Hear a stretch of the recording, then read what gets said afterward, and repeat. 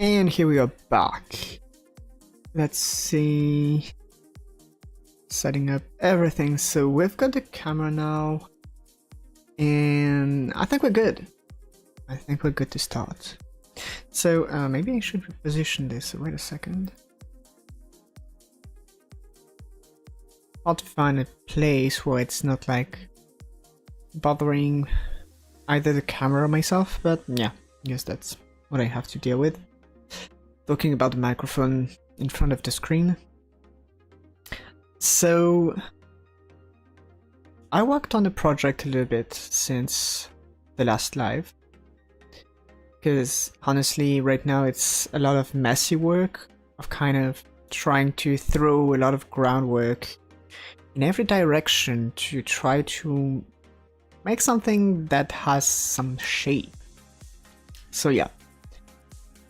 And I was working this afternoon and realized that, well, eventually I could throw a stream. So just to summarize where I'm at right now, I created an object or node which is going to be kind of the central hub for the production sites so that they can produce resources, and that's pretty much it. So we have a clock on the side, which is not really important right now, but the thing is that this central hub is creating a super big object with all the different nodes or production sites.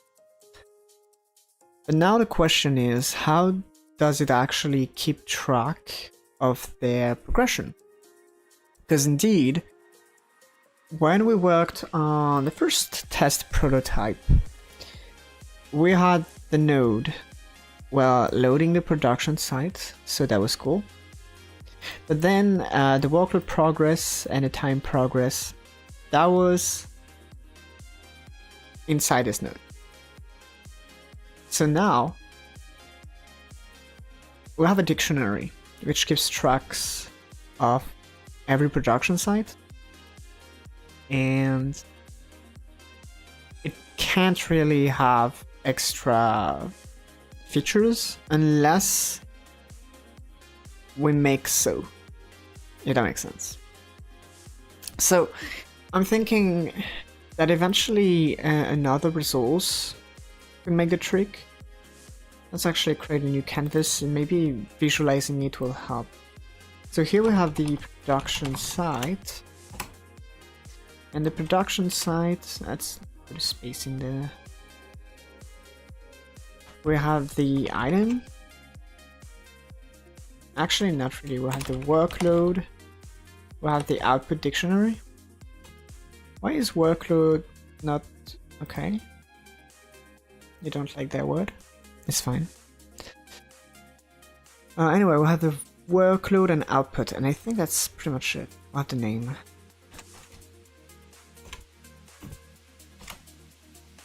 And the key, of course. But yeah, that's the basics of what a production site is.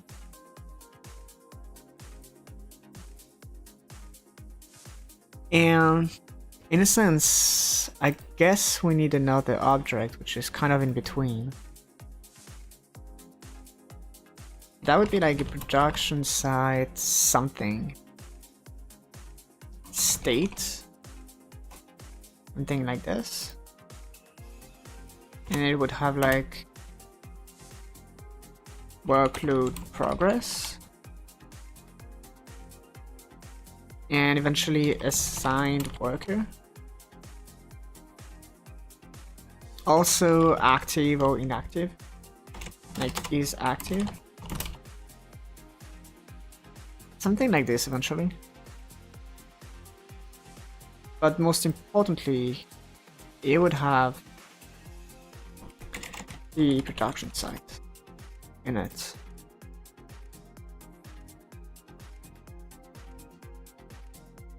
Would look like this maybe? And those right here would be whatever saved eventually.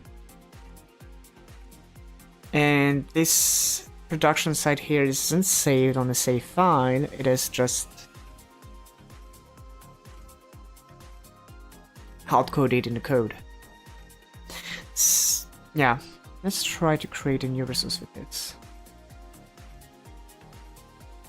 Alright. Resources.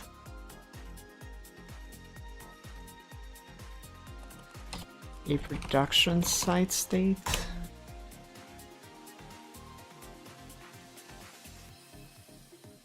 So we have scripts. Production site resource. No, state. What am I doing?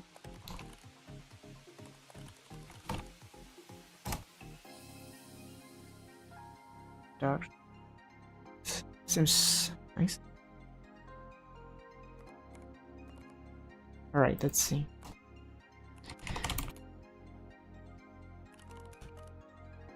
Do I have a production site in it? That's sure.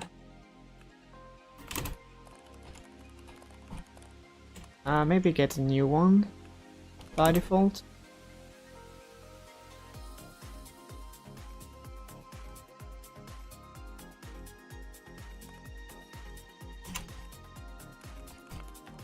And we'll have the workload progress. So let's see, production site. Let's bring you here. Workload is an integer. What the workload progress?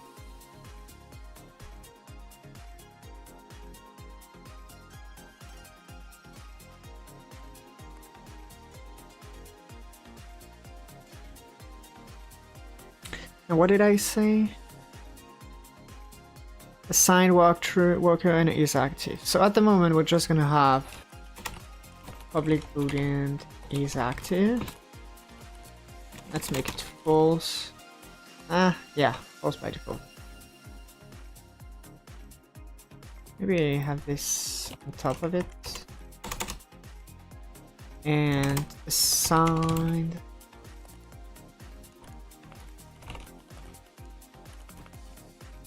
worker and the one by default.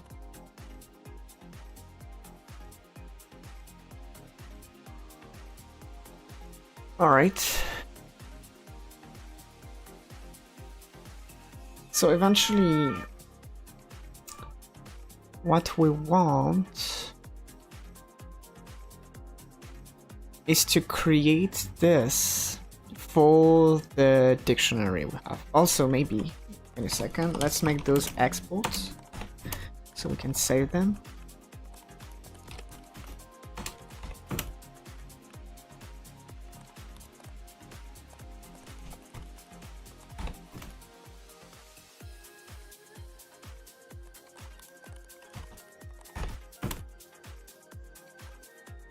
All right.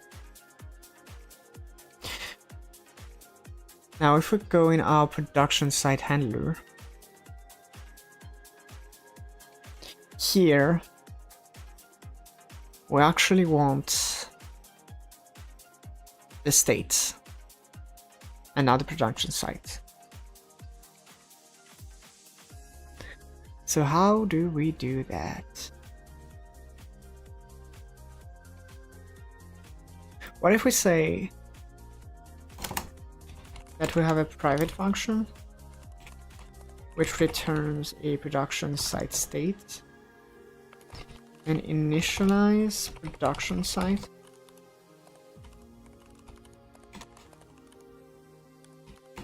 and we throw an enum in there.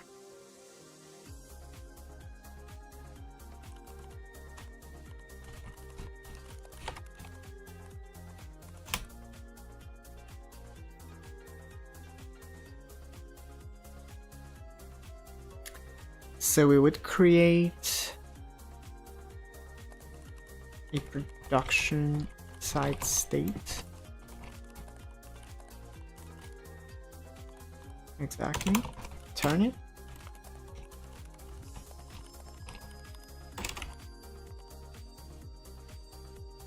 And then we load So the state production site.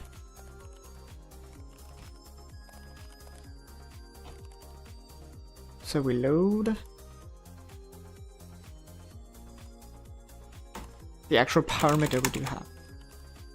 Production site. And the rest is probably okay. So here we'll have this initialize function. And let's see. We changed the dictionary actually. Production site state.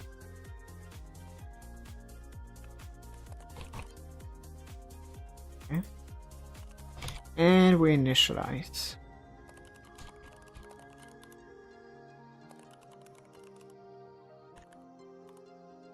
Okay, so we start with the wheat farm, and it seems alright. Same with potatoes. So yeah, basically I created another production site. Where's it? Right here. I created the potato one, if you want to understand what's going on. I created this other one, and then I created an enum with all the sites we have. So eventually I'm gonna remove debug, because I will use this enum later on. And yeah, then we'll have this function, which eventually could be renamed load. I don't know if that would be easier to type. That's probably easier to type. I'm gonna change this right now. Production site UI, I think I have some in there.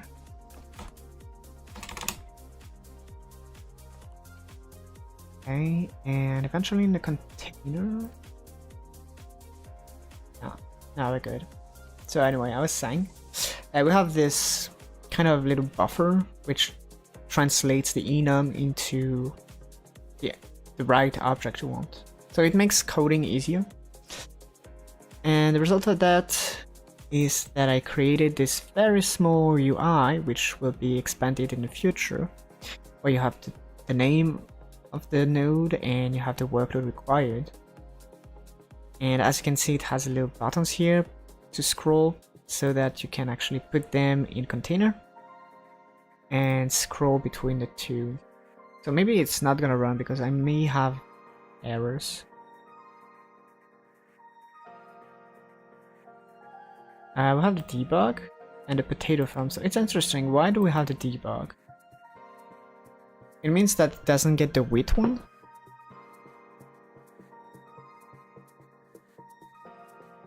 Is that because of the numbers?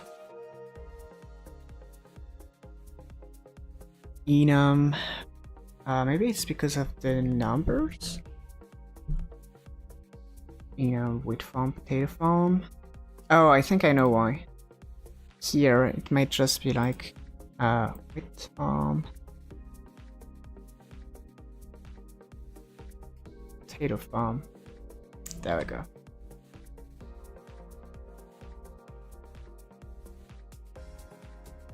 Okay, so we have potato farm and wheat farm. So basically we have the two production sites visible now. I don't know why it's doing this thing when I try to drag the window. Okay. So maybe we can go back to the state I was working on in a handler here. So on clock tick,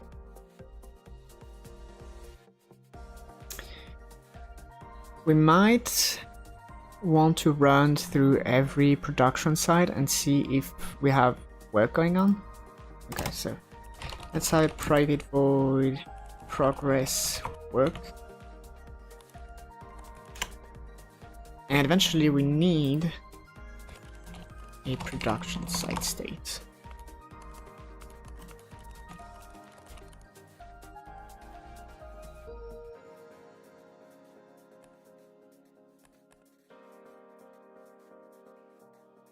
Means that here for each Yeah, let's do it this way.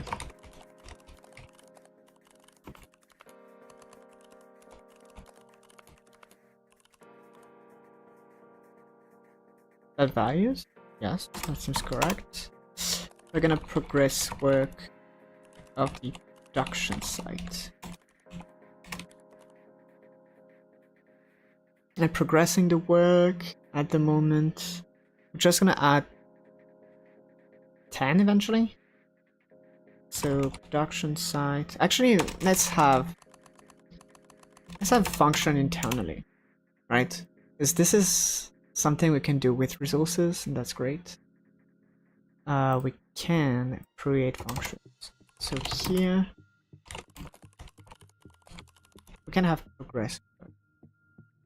Well, maybe we don't have to actually create an entire method here and just, you know, throw it in there. So here we're gonna have progress work. Okay. And workload progress. At the moment we're gonna have a solid 10.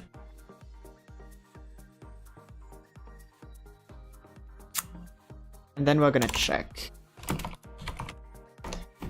if the workload progress reaches the amount we want for the node. So here we get the production site workload.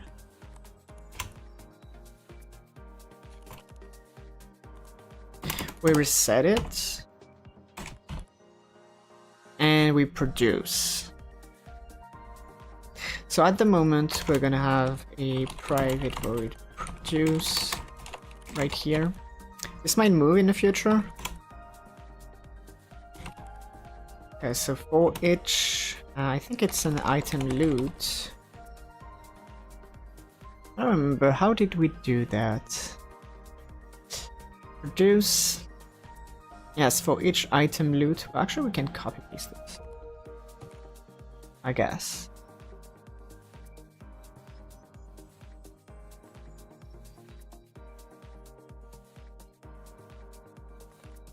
Let's see, for each item loot in a production site output, we roll. Yes, that seems okay.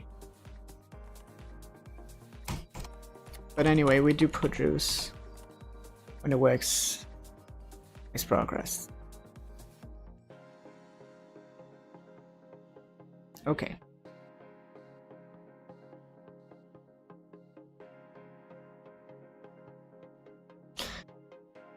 Now for the handler, we just progress the work. Should I specify that we're working with states? That's a good question.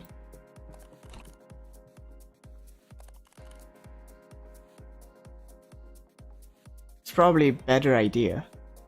Production site states. It's probably gonna avoid confusion. It's very long, but we probably want to avoid confusion.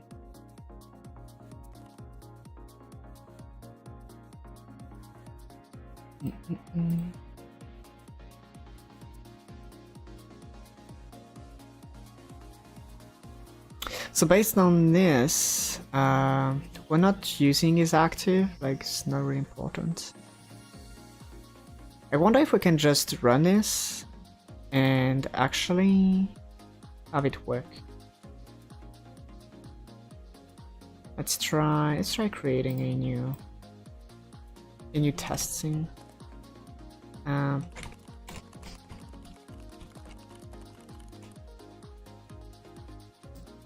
Let's create a new scene. Production site states 03. I don't think we need an actual script. We just need, let's see, we need the clock. We need the handler. And the logger. definitely need the logger.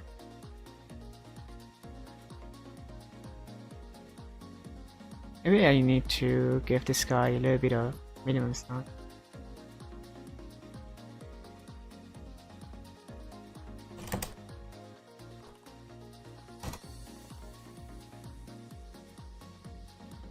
So we need the logger.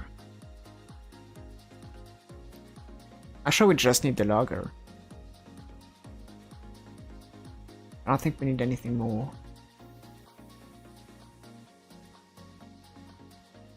Failed to build a project. Oh, what's this?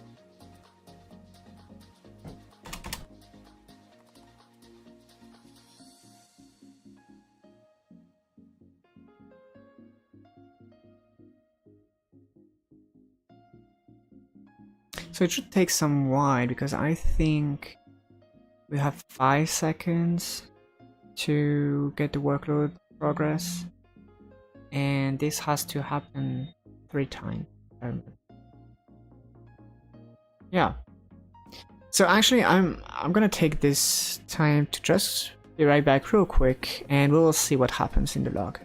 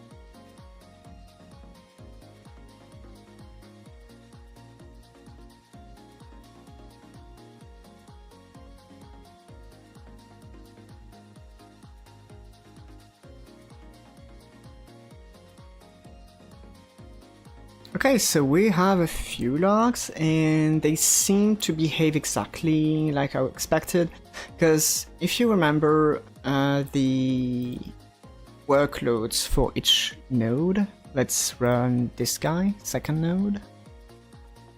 Yep, I think so. Oh no. It's empty? Okay. But anyway, in the... maybe it's the container here I want to run. Like, I just have to add this container. That's what I wanted to do, but didn't go through the entire process. But yeah, as you can see, the potato farm takes twice the time. So technically, it makes sense that we have 2 wheat for 1 potato. Alright, so I guess we can say that this is functional at the moment regarding what I wanted to do. And I guess the next step would be to kind of improve this production site UI we have here. Because right there it's just loading, well, the production site, but not the actual production site state. Loading this instead could be interesting.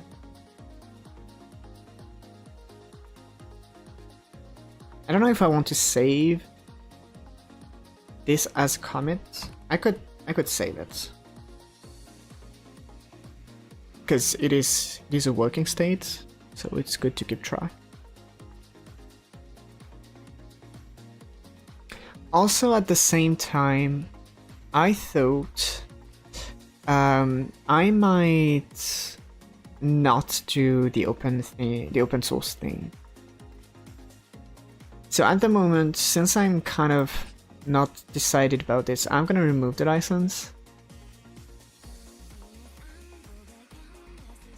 And I will see a little bit later to what I choose to do with that, because basically the thing is, I don't want this project to run for 3 months, 4 months and have like a working prototype and some random people just come take it and make it like a game they sell on whatever platform. So it's not really the point. So at the moment it's gonna be away. And what I was doing was, yes, saving. So I'm just gonna have a, I have to remember the, oh, what is it? Let's have this one then. So what are we doing? Minimal.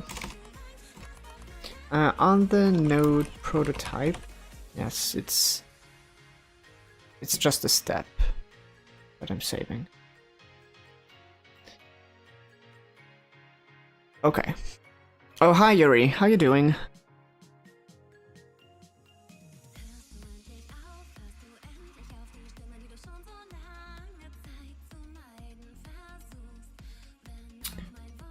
So right here,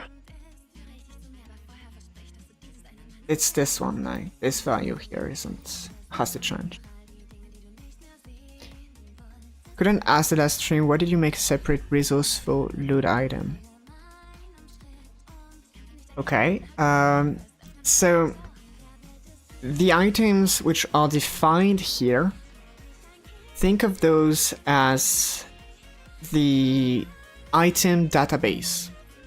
The item database is going to be a bunch of those resources, eventually a dictionary. Then the item loot is different in a sense that I want you to think about, I'm gonna use the map so that it is visual.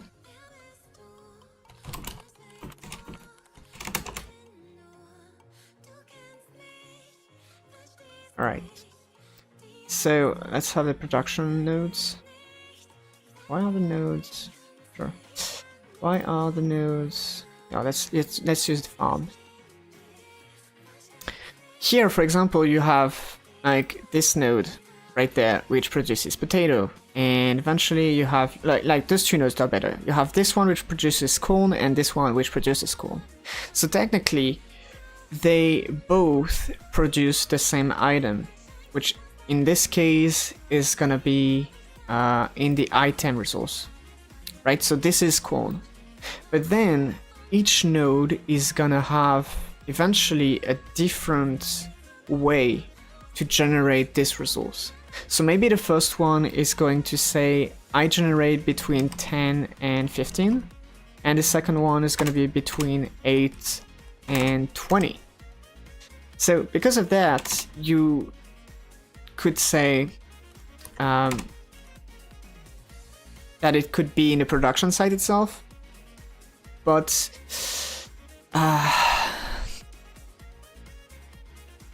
basically the idea is that I want to separate the database item, which is right here, from the other behavior, which is deciding how the item is looted.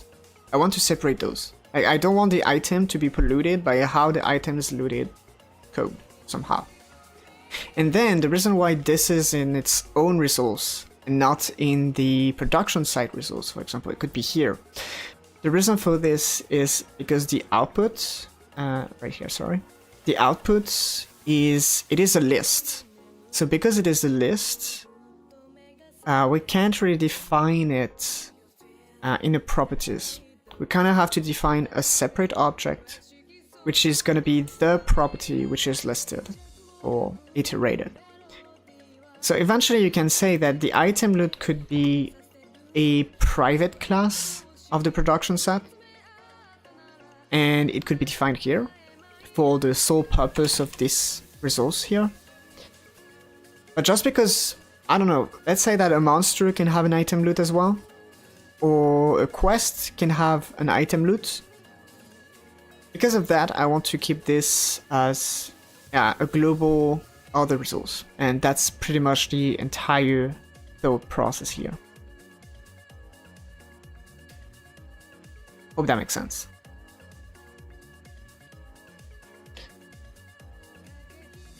So I just, what was I doing? Here, and this, and I think I was on the UI. Yes, I was here.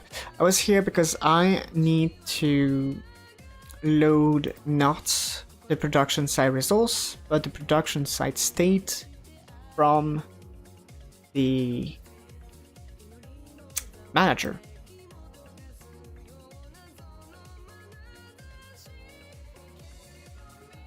So here, what do we have? We have the production site. Maybe we need to set the enum. That could work better. Here we take the enum. Okay. So this production site, which is actually going to be a production site state.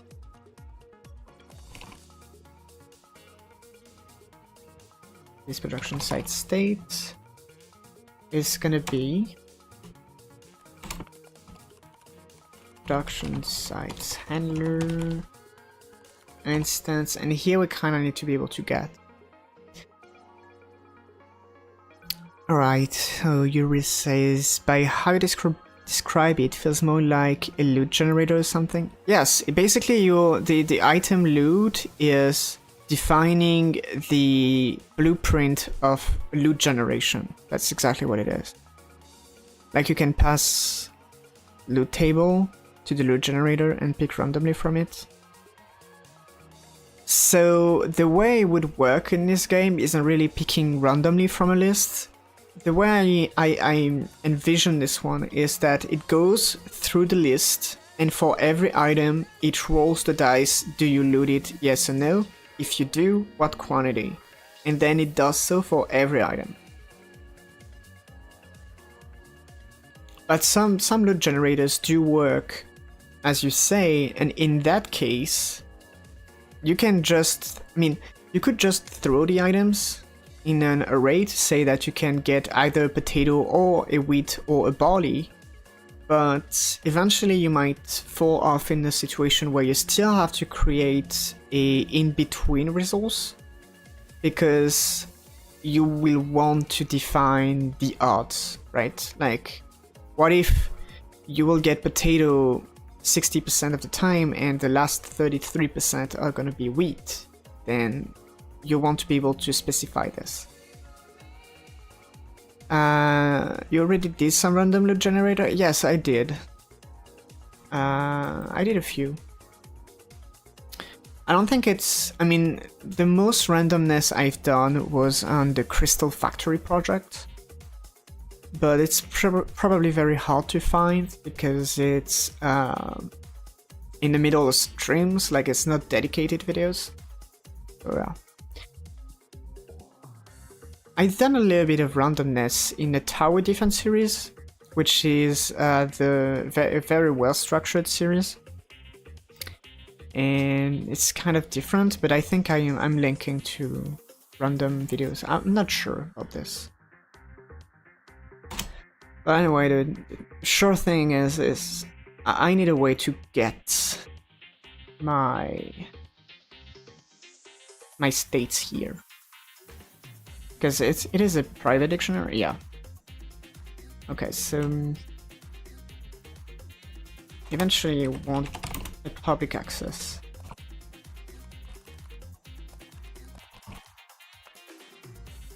And here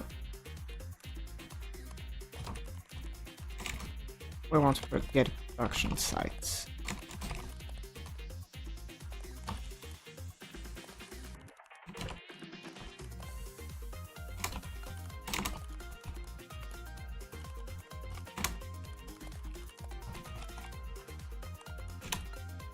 You wanted to suggest to try the so-called weighted random algorithm? Yes, that's exactly what I did in the past. You remember that I was talking about percentage Yes, a percentage works when you have a list and you get one from the list, but it's not how it works. Like, I mean, if you get the entire BDO thing, BDO doesn't work with a weight table, it works with a rate table, where every monster technically has the chance of loot every item, but it's just very low numbers, so it might seem like you get one, but technically they, like, if you get super lucky, you can have one monster loot every items, I think. And if you have like there's another loot system I'm thinking about, which is from Wakfu and Dofus. As far as I know, at least in Wakfu, I'm not so sure for the other one. Basically how the game worked is that you would have an amount of items which would be looted from the monsters, and it would be kind of like it rolls for the lowest probability, and if it fails it rolls for the next one, and it goes all the way up to the guaranteed results. So it's a kind of different system. It's kind of a raid system, but you still get one, like you don't get all of them. But yeah, at least for the nodes, the worker empire thing, one thing is sure is that when you have a node which says 3 different lines of items, each item is gonna roll itself back. Just because you get the rare item, you don't get the... I mean, you do still get the common one.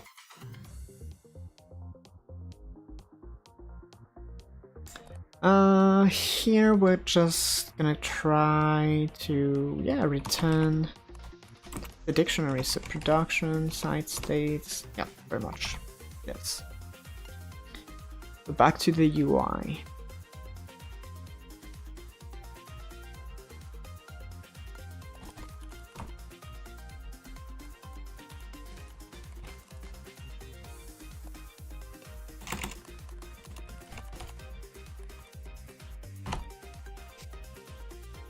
Alright, will not distract you anymore. Well, you can, that's the point of life. If I don't want to be distracted, like I work offline, like I did yesterday. Some ideas you had from last stream, but couldn't say right away. As you wrote in the Discord, streams happens to perfectly align with your gym schedule. Well, I was actually thinking about doing a kind of poll to see the hours people are around or not, like if they are around before or after or during. But yeah, it was a short stream as well. Like I've done longer streams. So the way I envision the broadcast of this project is mostly working on it on stream. And as the game passes some milestones, eventually I will make some devlogs, I think. That's the best way to describe those. And at some point, if that makes sense, I will kind of cook some, I don't want to say guide, but tutorial videos on how do you actually recreate this feature that I've made in this game. This might also be something happening on the side. But yeah.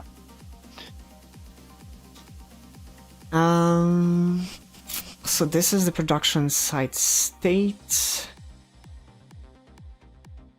Eventually I could...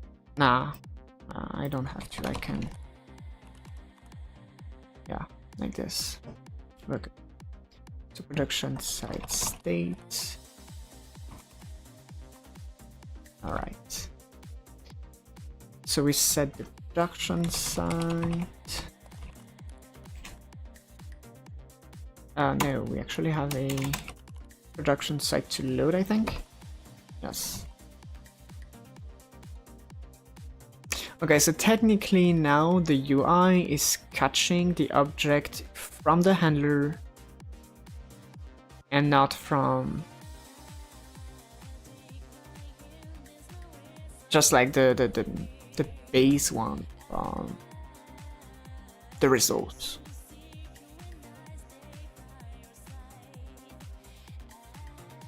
But what do we do with this new value? That's the question. And I think the question is, by the way, you say as you wrote on this code, so either you type this like very recently. Yes, that was, because I didn't see that.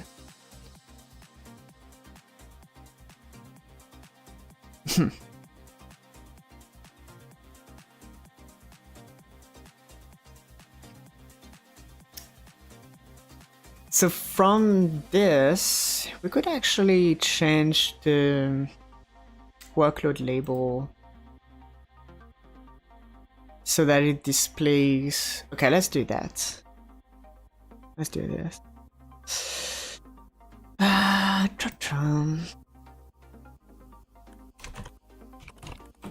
Can I have a label?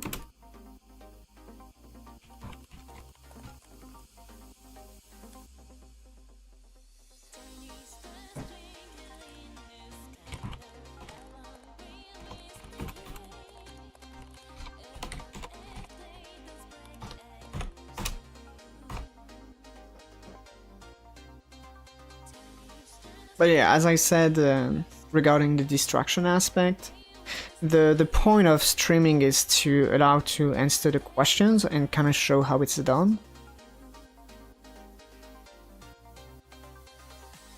It's actually much easier than making videos in a sense, because making videos is so long.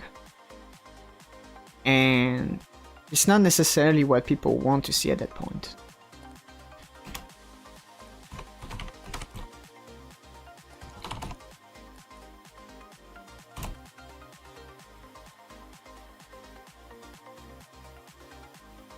It's kind of a two birds, one stone kind of situation.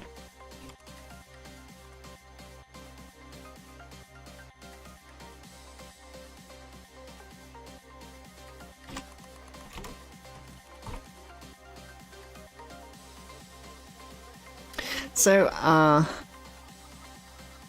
could update the workload.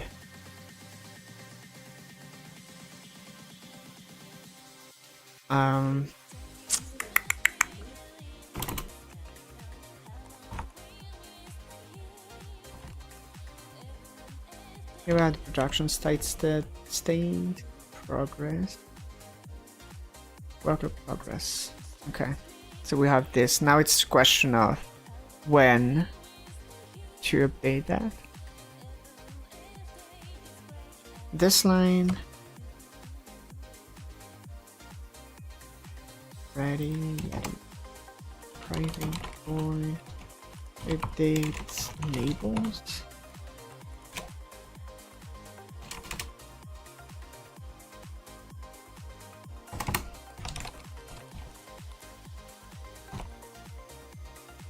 So now eventually we want to create a signal for the handler. GitHub compiler tab completions networking here. I got the extension. I think I do because it's by default included with Visual Studio, but I have no idea what it does.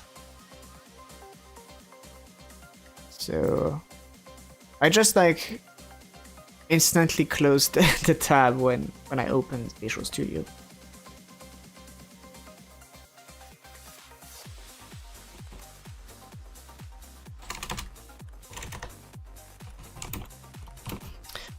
So how would I name this event? Like production site updated.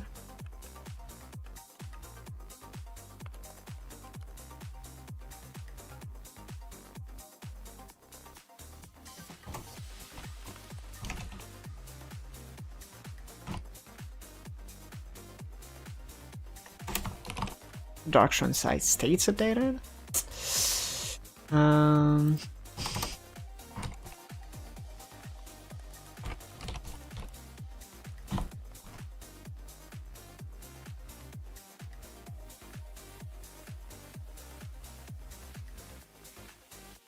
So here on ready, let's actually create the receiver first. On production sites states updated. That's a very long wording. Whatever, what we do that.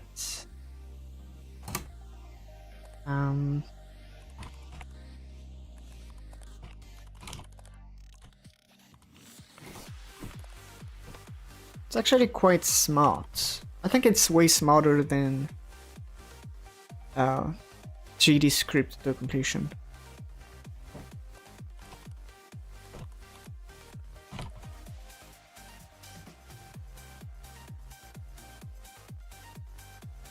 So the question is, can we actually cook something interesting with that? Like, if I go in the second node here and... Actually, this one's pretty much dead now. But this one with the logger should be good. We should be able to bring the container and run it. I guess so.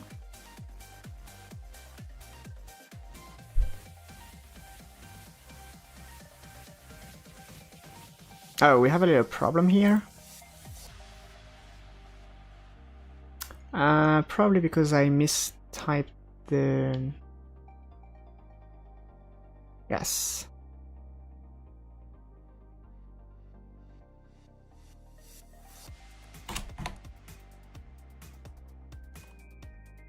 Should be good now.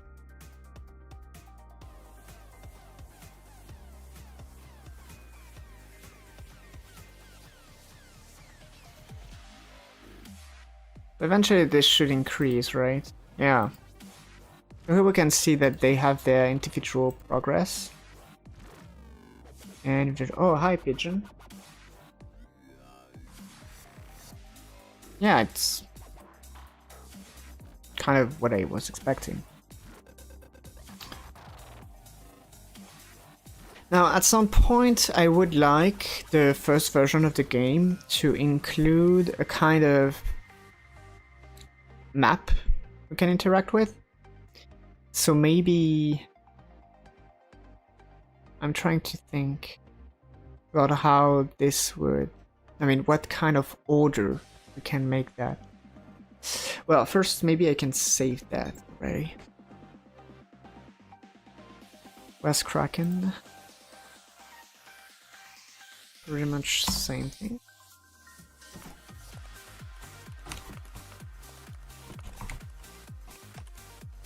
Very, very inspired.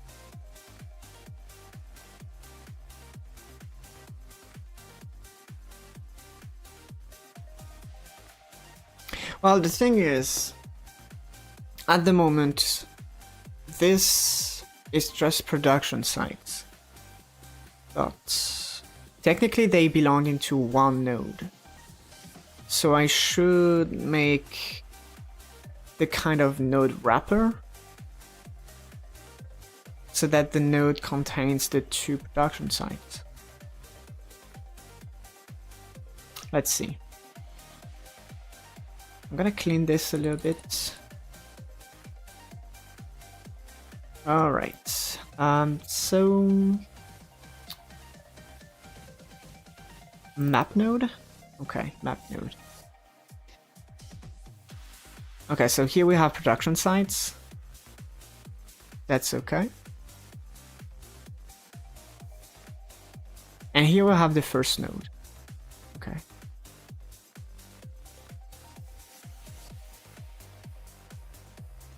Maybe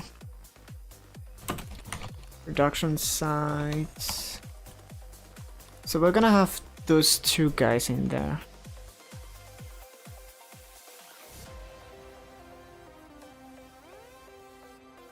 Now, does this mean I need to make a handler? I think I will need to have a handler at some point.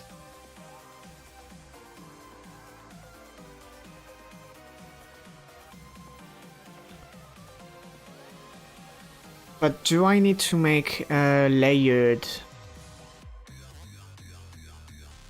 resource, like node state? I think I will. So maybe I should start doing this right now.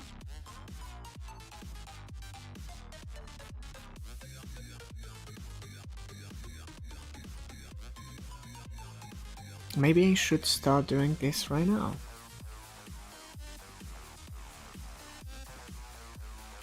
So we have the map node.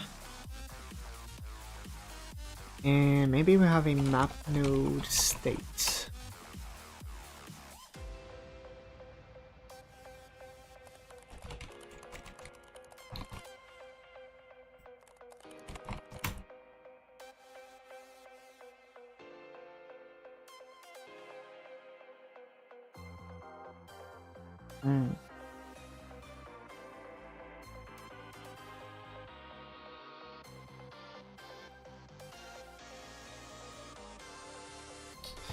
Okay, so those are export.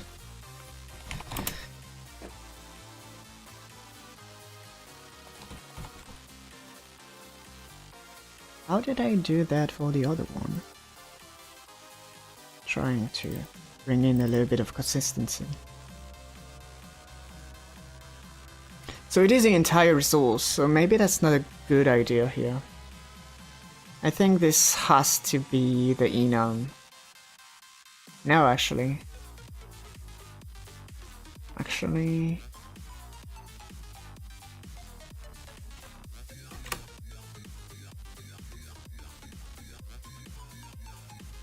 I need the enum somewhere else.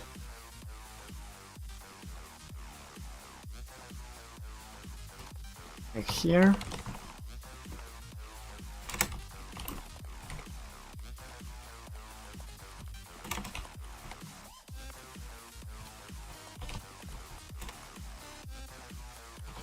What am I doing? Yeah, like this. Maybe I don't need to initialize it like this. It's probably a bad idea. So we've got the enum, which is saved, and the actual resource is loaded.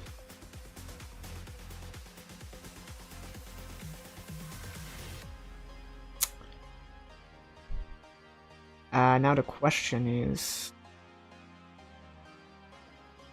how is it created? I think it was created in the handler. Maybe it would make more sense to actually have the code to create one in there. So here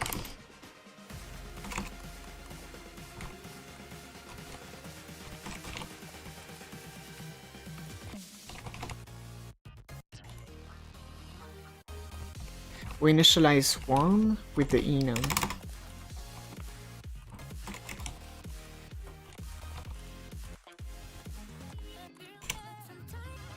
And we go fetch the code from the handler, which technically should be here. Yes, this one. So we create a new one. We load that. Where are we? It's a new production state. We load the enum and then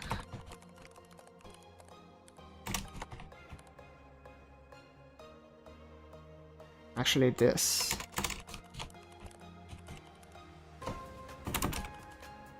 Here we are. Okay. That looks more like it. So this way, the handler, right here, you can get deleted. And production site state dot initialize. Oh, must be static. I think.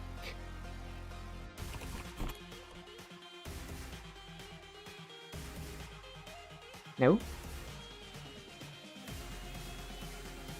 Ah.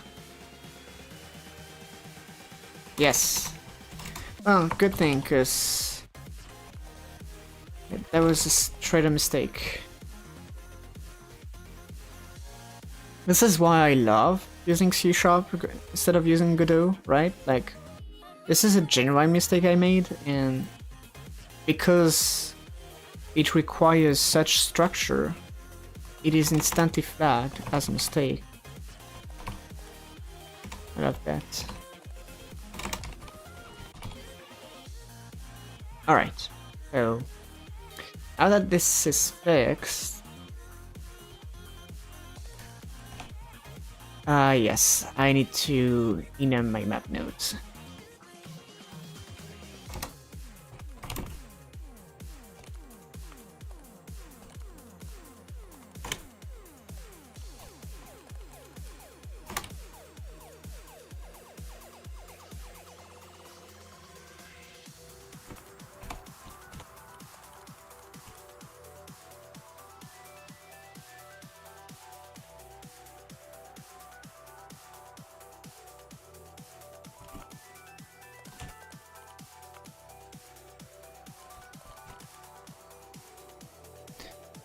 Okay, and here we have the actual state properties that we want. It's okay if we don't have any yet. This is kind of for the future.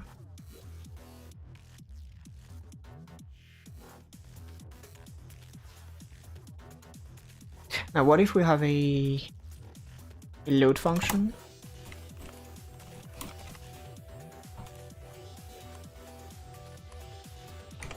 No, not node with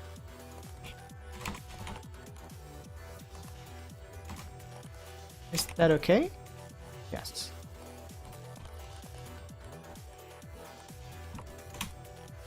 It is okay. Well, not really new node. Just want to return.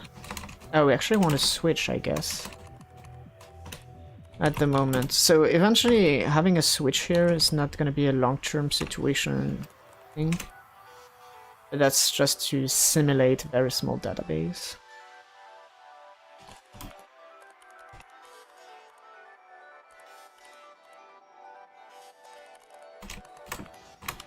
Ah.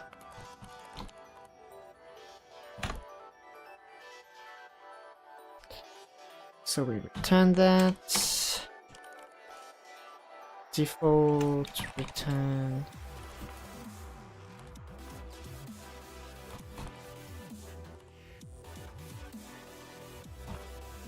Okay, I think we have the same kind of behaviors between the two resources.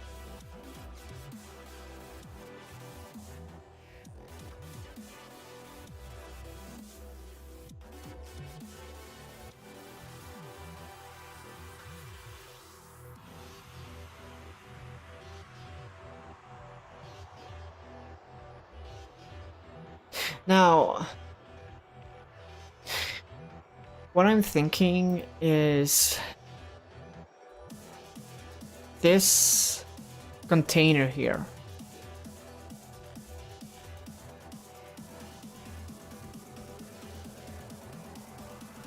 It could be great to have this load production sites based on the node we want to load. So, I'm gonna say something, because I'm using the C# events instead of the Godot signals, and this has some kind of implications regarding unsubscribing to events. So I want to make sure that we can catch when an object is being unloaded so that we can properly clean. Tree exiting. Emitted when a node is just about to exit the tree. Yeah,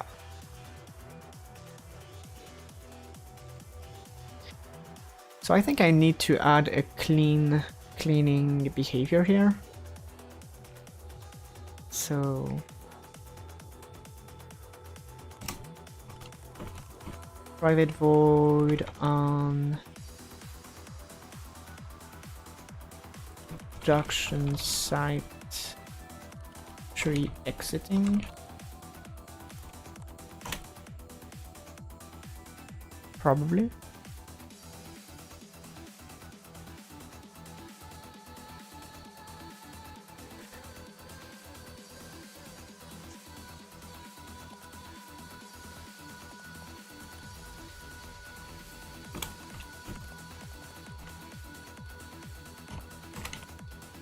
And here I guess I just want to unload those guys.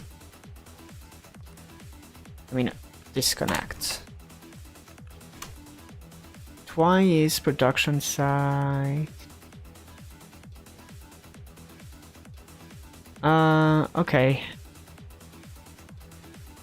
How do I know which one is leaving? That's a little bit problematic.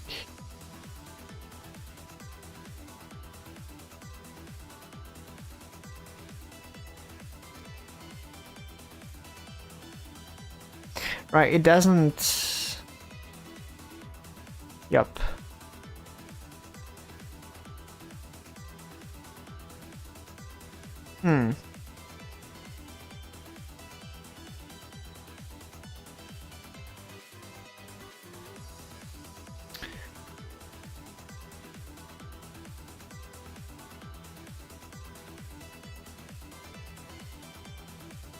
Yes, so eventually I will have to use signal for this one. Because like Godot signals kind of handle this automatically. But let me see. Well, another way to look at this would be not be listening to this existing the tree, but actually see when we want to change this. So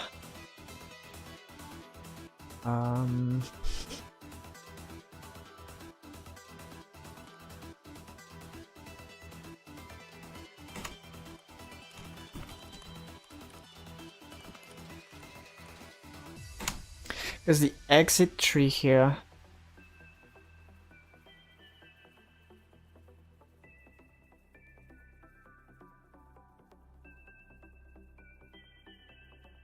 Ah, that's a little bit of a problem.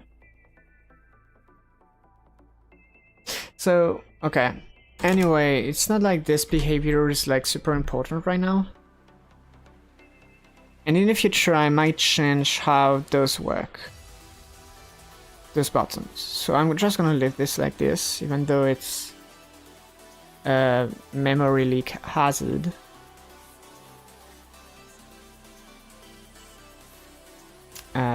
Yeah.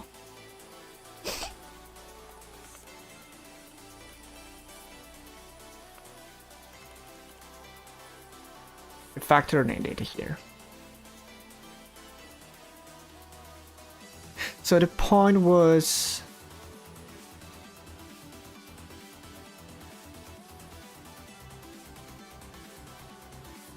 I need to be able to find a way to get this container to not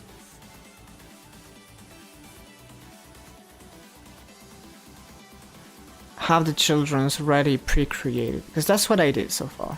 I have the two guys right here, but I don't want that. I want this guy to get the info from like a node resource and be able to load the according node resources. Maybe I'm just gonna create a new UI.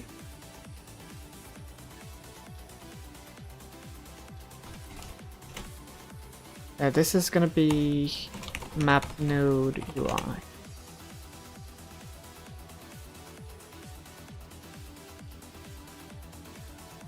So maybe my problem I had with the signal is gonna fix itself with this behavior. Okay, so let me think. I first create a script. Nah, save.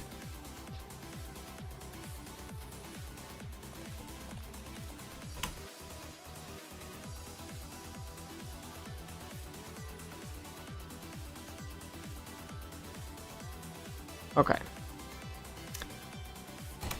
Here we have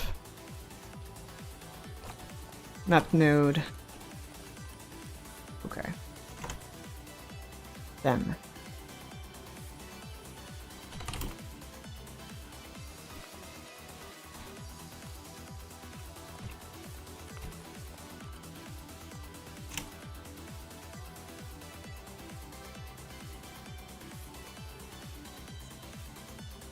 maybe we can add a name. So label. Node name. Center. Center.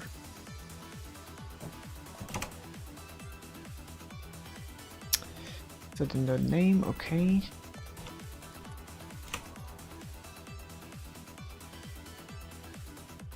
And then we have a separator. Oh, we probably need a vertical box. Probably.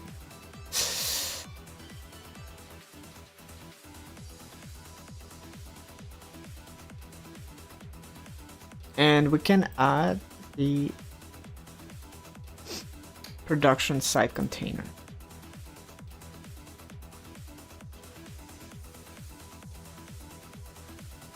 It's pretty much, wow, that's a lot of rectangles, but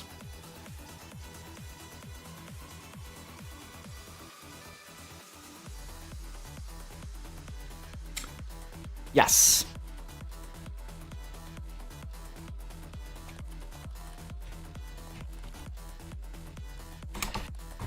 Here we have the name label, which updates.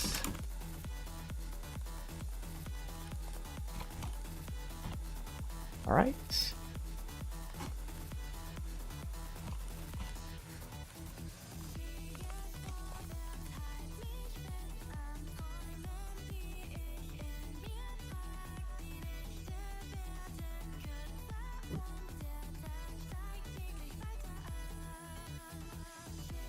So we have the get node, yada. Okay, so that's okay. Now the question is, how do we handle the production site container here? Yeah, we're gonna remove those guys. We're gonna remove those guys, and we're gonna make sure that this doesn't happen already, but when it gets its information. So it's gonna wait for information. So on ready, it's probably not gonna connect signals.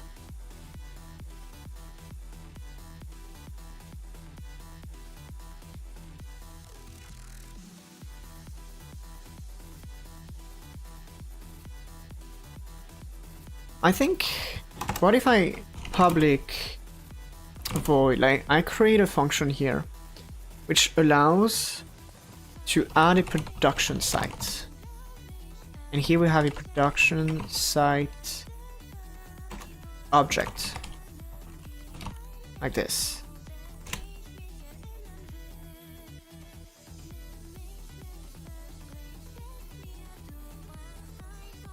And based on that,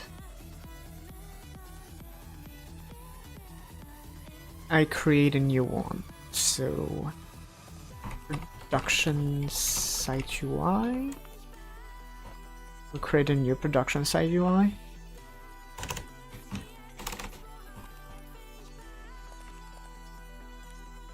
And we set production site with the enum.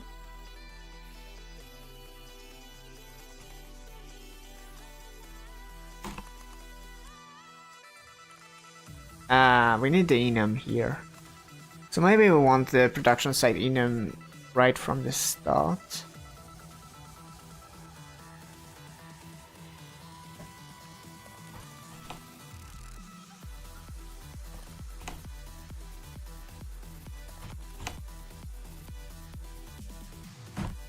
Okay.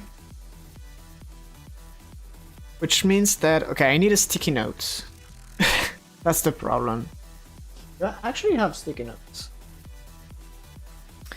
And what I want to add here is just where I am. Production site UI container and finish the add production site. Wow, I can't write in this position. It's absolutely terrible. So yeah, the point is, oh, and I even, okay, so you go there so that don't forget about it. And the reason for this was map node needs refactor. Yes.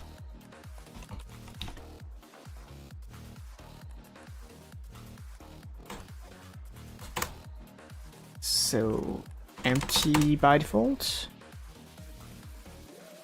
Why is this not possible? Ah, because of that.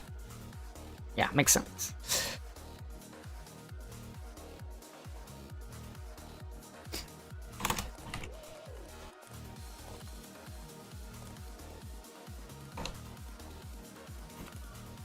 And why is that not good? Oh, yes.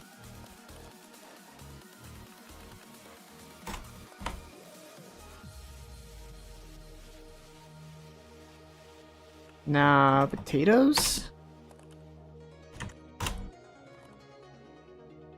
All right.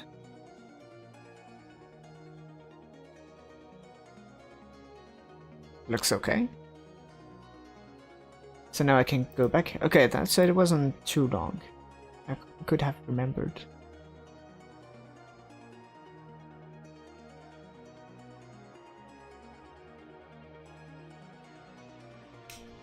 Now we want to connect the signals. So production site UI previous scroll requested plus equal on previous. Yes. Next. Okay. So eventually this connect signal thing isn't relevant anymore.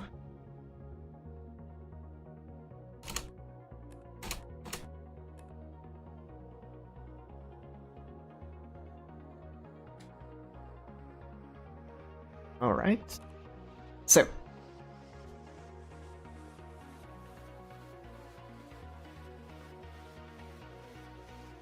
this map node thing. No. Map node UI. We have the production site, so we're gonna create a private production site UI.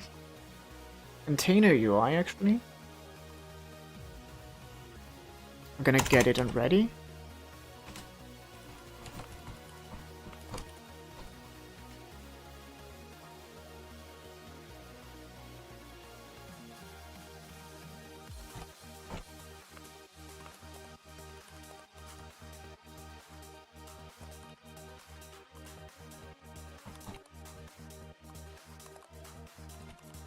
Production site container UI. Now I gotta make sure it matches. So map node.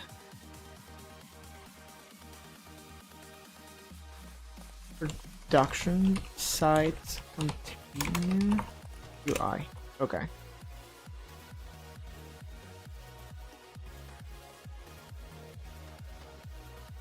So when we set the map node, we set the name, alright, and initialize production sites.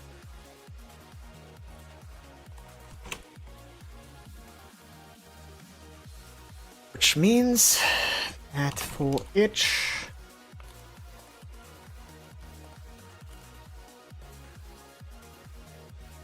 I think we have enums.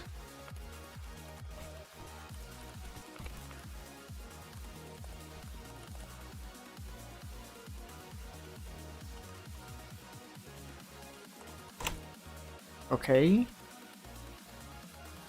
That looks fine. Now we want a production site container to add production site enum. Whew, I think we're good. It was a little bit complex to hold everything in my head at once, but we're okay.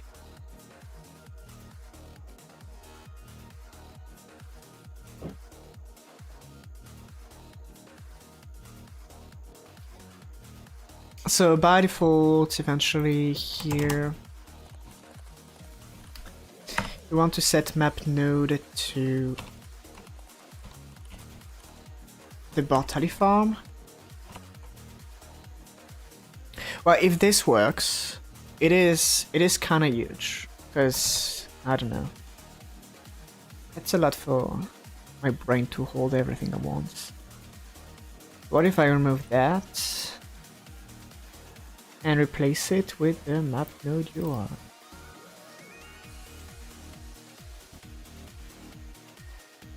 Looks like it's not centered. Actually, let's have it on the right.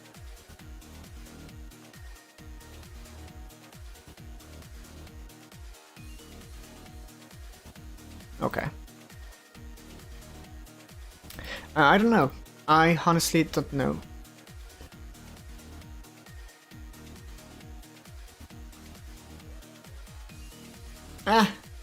Something's wrong. Obviously.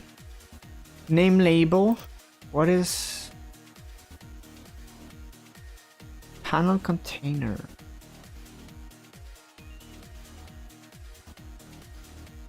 And okay. Is that in the production UI? No. What script is it?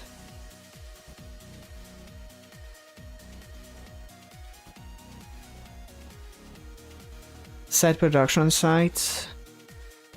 That's weird.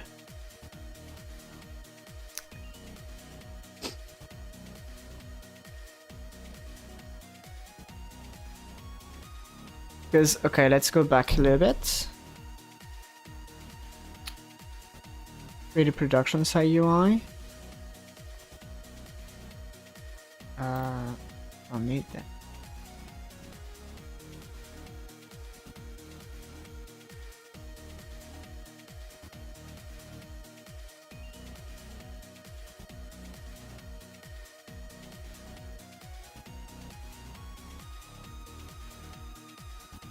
So we create this guy. Oh, maybe it's... Wait, I'm ready. No, set production site. Oh, wait, I don't add it to the tree. Okay, I'm gonna do this differently. I think I know why. That's what I lost on the way. That's why I felt like it was complicated. That's because I lost something. Map node UI. Yes. So here I don't want to set map node. I want something which I probably set to private. Yes. So production site to load.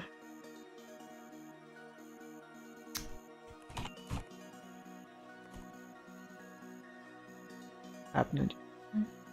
Yeah.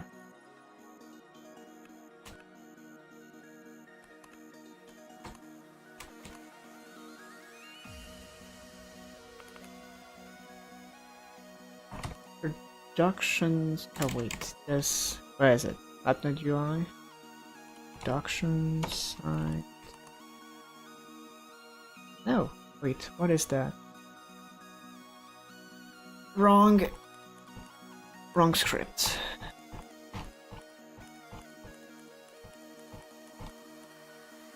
Okay. It's probably here.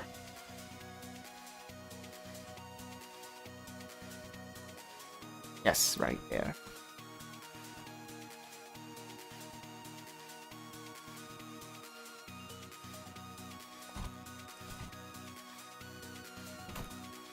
Alright, we set that. And probably gonna fix it, so... No, we need to add it. We need to add it. Yep.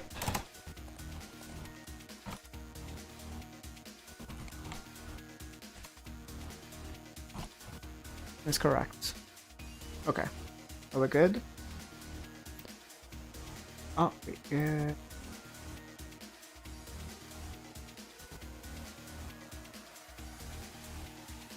We're not. Ugh.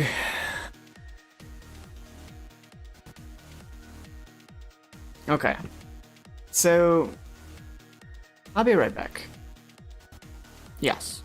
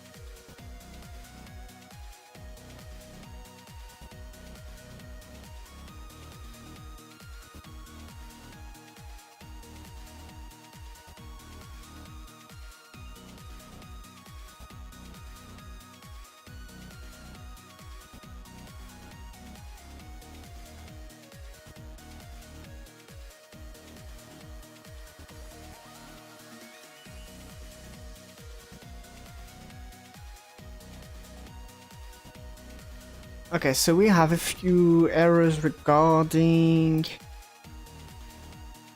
a node. What is that? Node not found. That's interesting.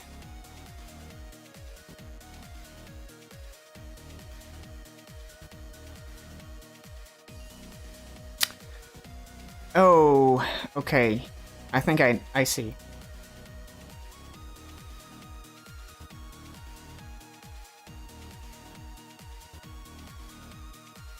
Previous button.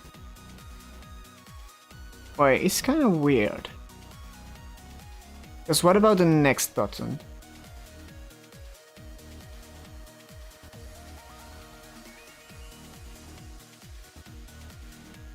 This is very confusing.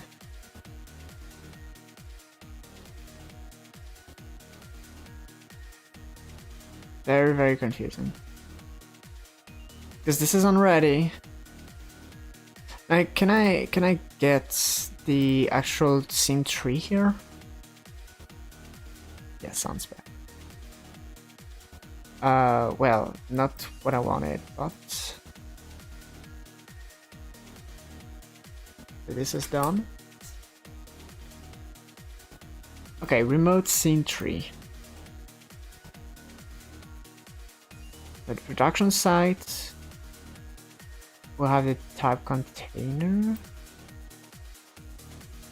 So why are those having no children?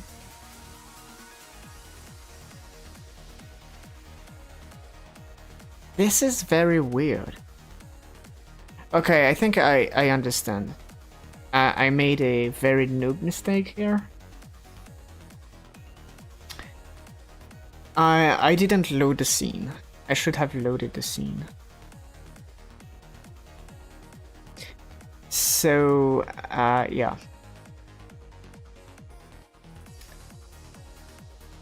Production site UI.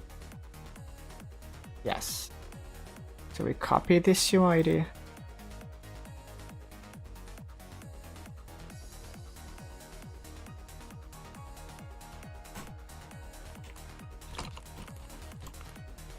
So we have a string. Actually, we can make it a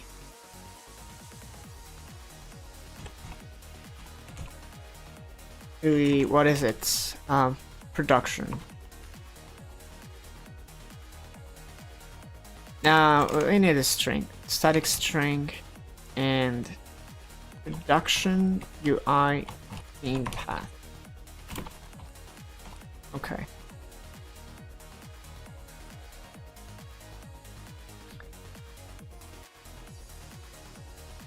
So when we create one here,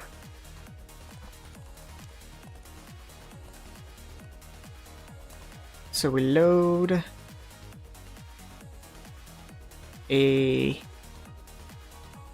actually we need a packed scene. Wait a second. So we load a packed scene. Yes.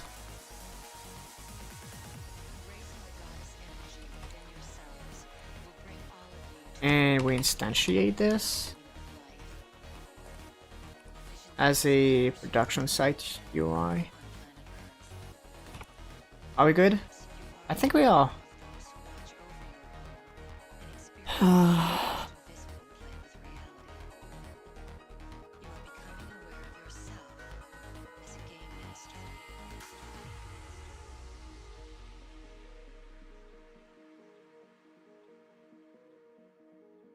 Yes. And the workload progresses. Okay.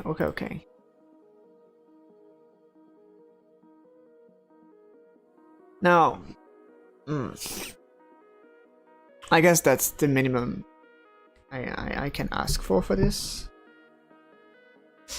We actually have the node showing, except that the title is a little bit small. So this is gonna change as a large header and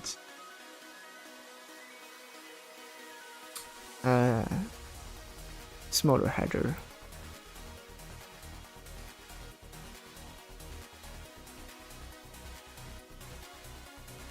That will probably look better already.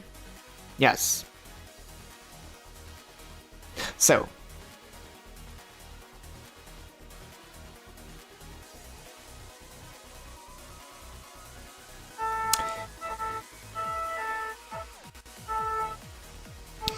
the question is, I mean, not really the question. What I can do next is to allow this node visualizer here to unload, right? To clean itself and accept a new content. That's possible. Another thing is we can think about handling when there is no production site, which is possible.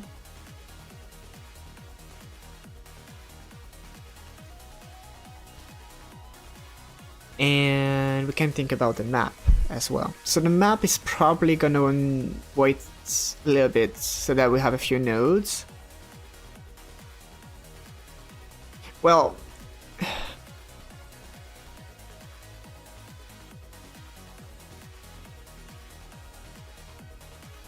I guess we can also work on adding another node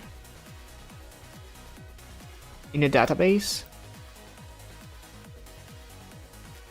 Yes, we can do that. We're just gonna add another node. It's not really.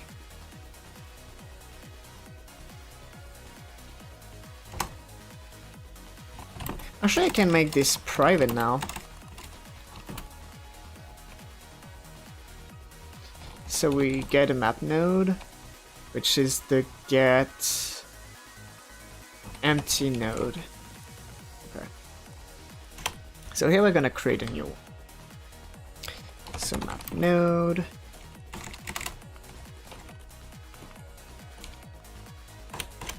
And we return it.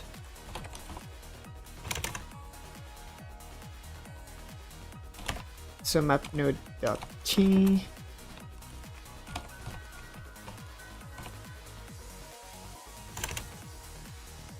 Map node dot name.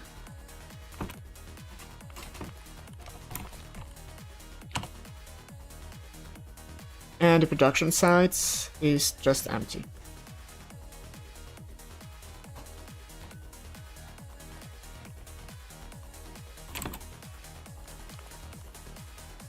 That's the thing. Can we just say no?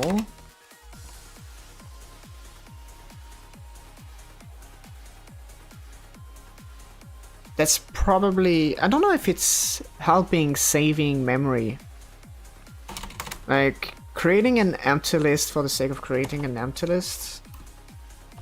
I don't know. That's the kind of question which requires more knowledge. I don't have it yet.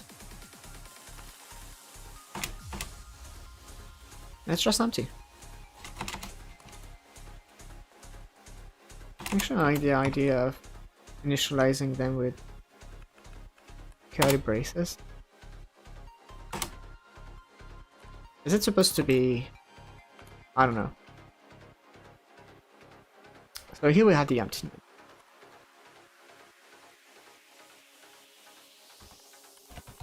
So we add it.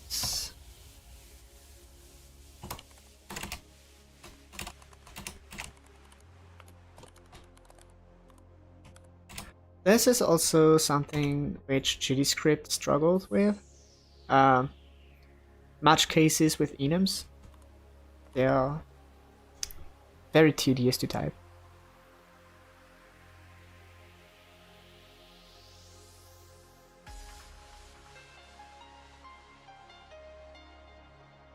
Okay.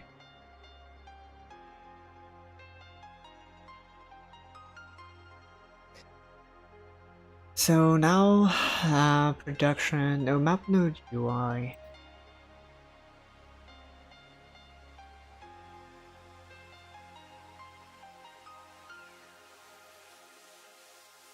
We can make this. Okay, let's go in Godot and change this scene. So here we have this thing. So maybe we can add a tab container. Have the production side inside of it. Okay, so this guy has no tab and no style. An empty style box. I think we can do the same with this container here. It can be an empty style box.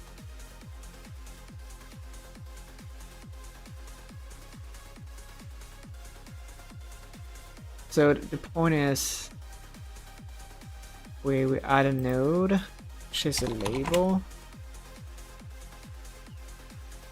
and no production site.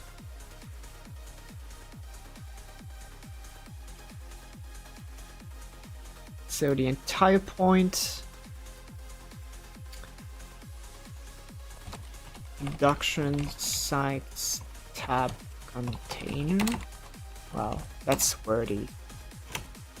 Production site container. Wow.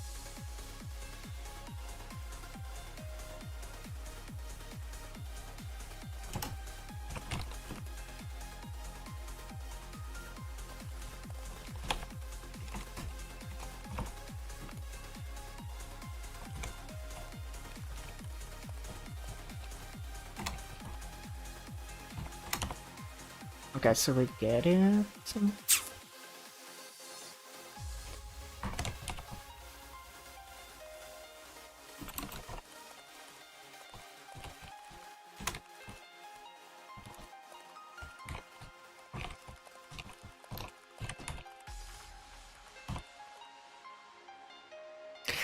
And yeah, the question is, first we check, do we have production sites? Okay, so if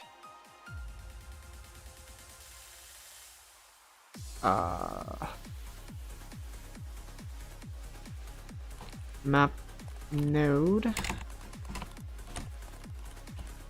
dot production size dot count is 0, and I guess the tab container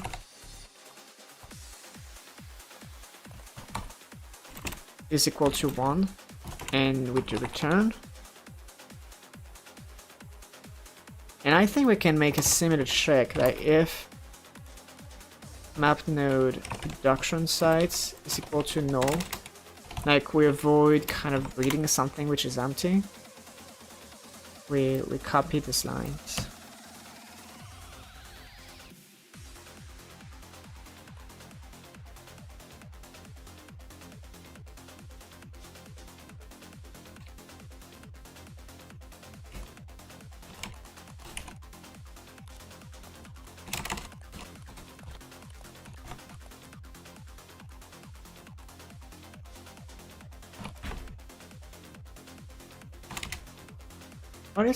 Why is it weird? Oh, because of this parenthesis. So what happens if I run that? Go in this, and I should be loading the empty node. No production site. Okay.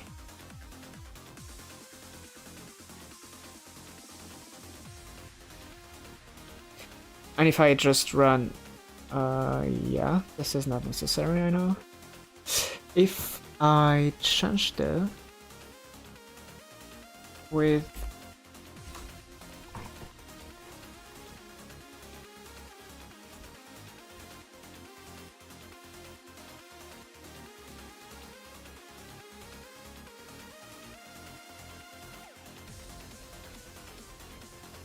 that's a problem though. Not supposed to happen. Maybe we want to change. Okay, I think I know. It's very, very, very simple.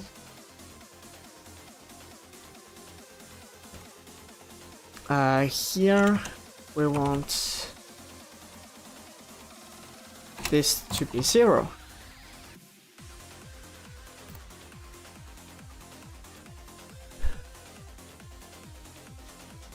Okay, still a problem. Debugger. How is that out of bound?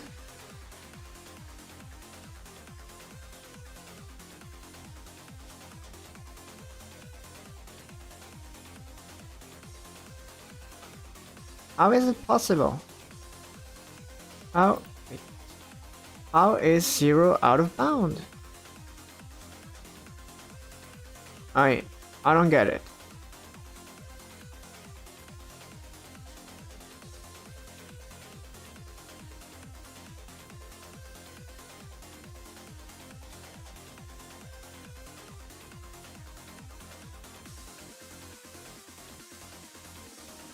What did I miss? Production site. Yes. It's just the wrong production site tab container. That's probably what I missed. Okay, we're gonna make this one. But no, I forgot to launch with the rest of the Oh, that's okay. Could be a better, I mean a worse crash. Yeah, there we go. Yee-hee. So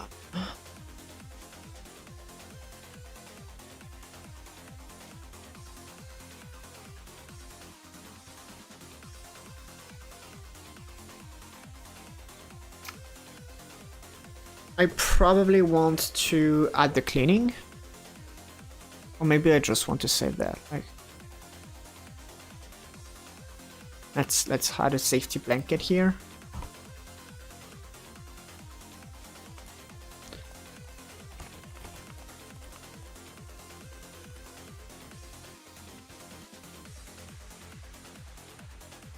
There we go.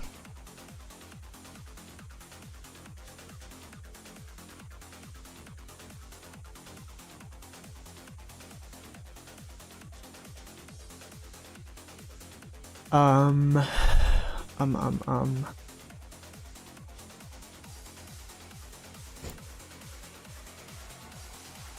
I think it's in there. This map node UI. When we set the map node, we want to clean the production sites. Right, so here, clean production sites.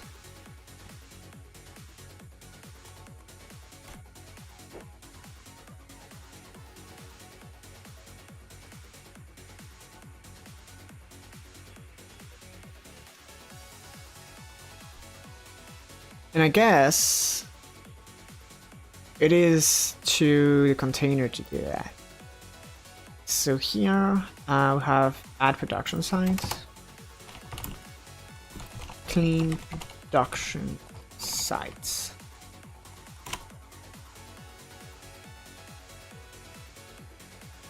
We're gonna go with the for each. I mean, we need children. Okay, so we need an array. Actually, well, let's have array. I need to go to collection.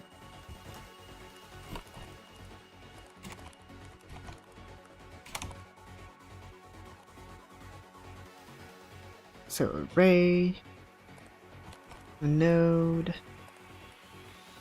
children.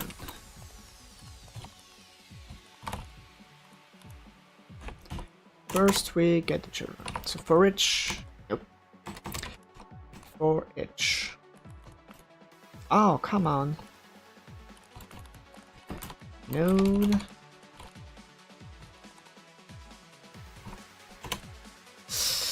If the node is a production site UI,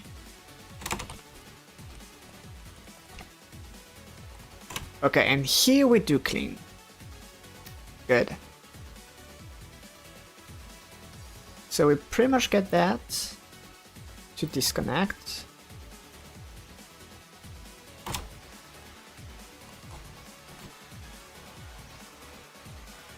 And we queue free.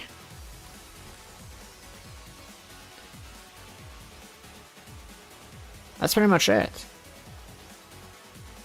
So we ask the map node UI here.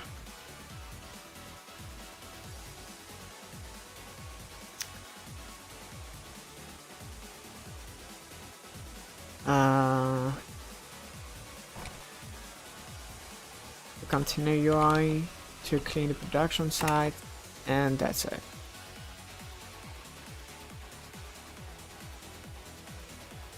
So we can clear. So clean production sites.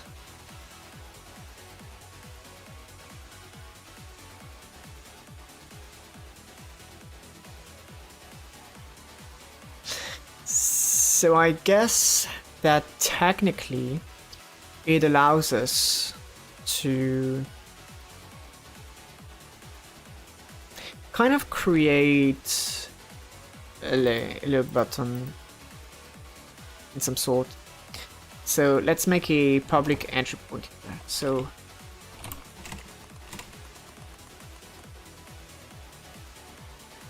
what if I say public static map node UI instance? I kind of want to name this debug instance. It's not really meant to stay.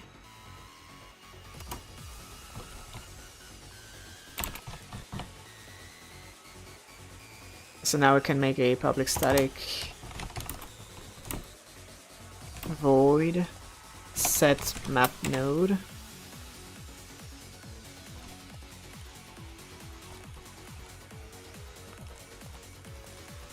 And we set a map node enum. So first we have a map node. Exactly, perfect, good job. And debug instance set map node to map. Okay. Now we're just gonna add a few buttons.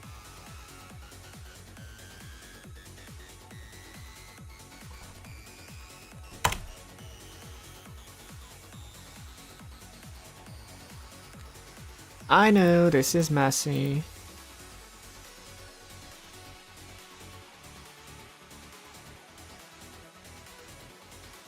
But we're prototyping.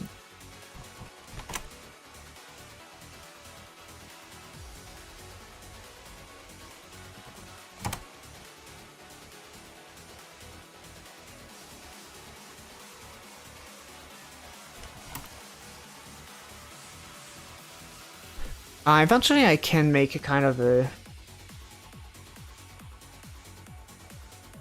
little check here, which says that if map node is equal to this map node, return to avoid unnecessary actions. But yeah.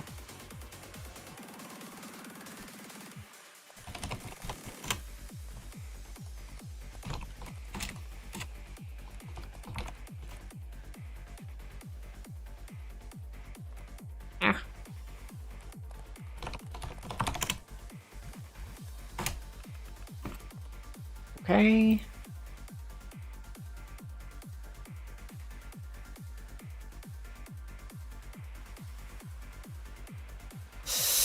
Ouch. Okay. I'm gonna create the messiest script ever. Oh, whatever. So vbox button list test03. Huge class.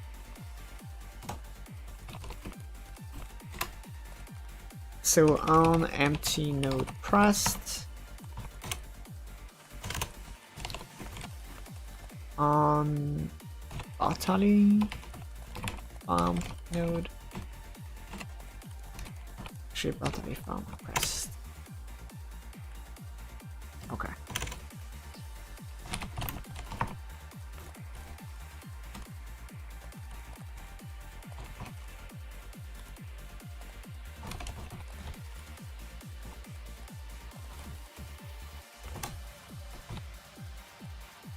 No.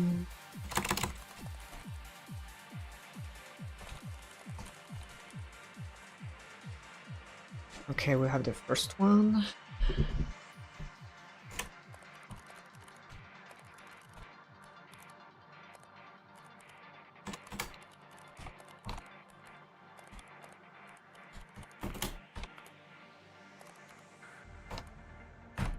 Okay, second one. And now those two guys. Map node UI.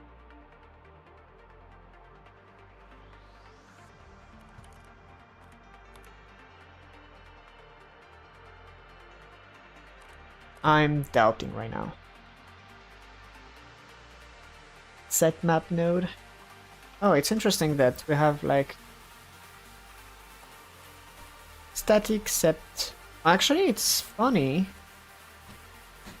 You can have a static function named exactly like a non-static function.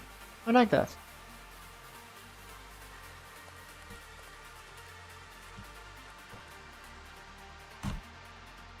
I like this idea.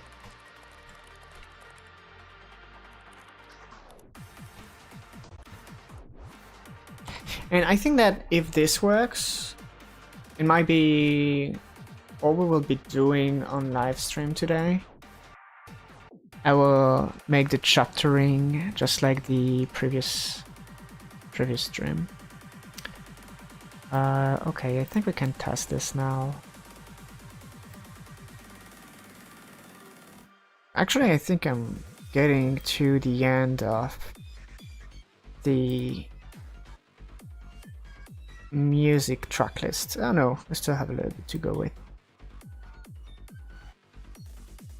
Ugh, why are you doing this to me?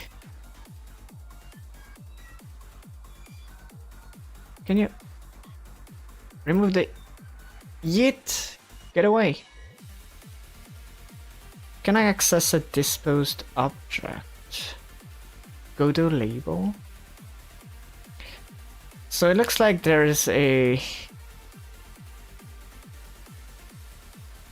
something which didn't get cleaned. Production site container. Production site container you. Oh, I think I made the mistake. Yeah. Hehe. I did this once. Like, it is a funny mistake, let's be honest.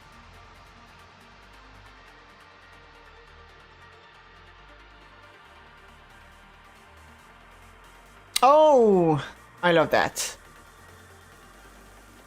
But what about the time? The clock. Cannot access disposed object. Label. Okay, I think I know why. I didn't fully clean this. Right, because the map node, no. The production side UI, it's connecting to a signal here. Yes, on production side of data. So we probably need to create a clean function. Clean.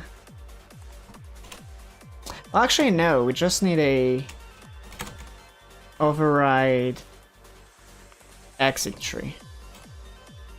And we just want this to be unsubscribed.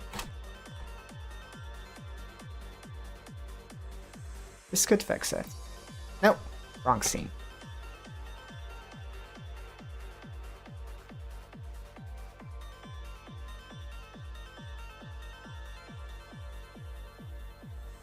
I just want to see that increase to 10. Okay, we can go to the empty node and come back. Oh, that's lovely. All right. And on this joyful note, I think that's gonna be the end of today's stream. So, yeah. I'm gonna leave the camera. There we go. And yeah, the usual end of stream thing. So you guys, hope you enjoyed that. I really enjoy the progress of this prototype so far. It's really nice, I would say. Inspiring, some sort. So anyway, you guys, you take care. You keep making new games. You keep exploring. Yada yada yada. As usual, the GitHub is in the description if you wanna, you know, wander in the code. And by the way, maybe I should save that and post it. So I'm working on no prototype. Yep, everything. Oh, create options not important. And push. Push. Huh, whatever. So anyway, you guys have fun. And I'll see you later. And I will be back to add the chapters to this stream in the future. Bye bye.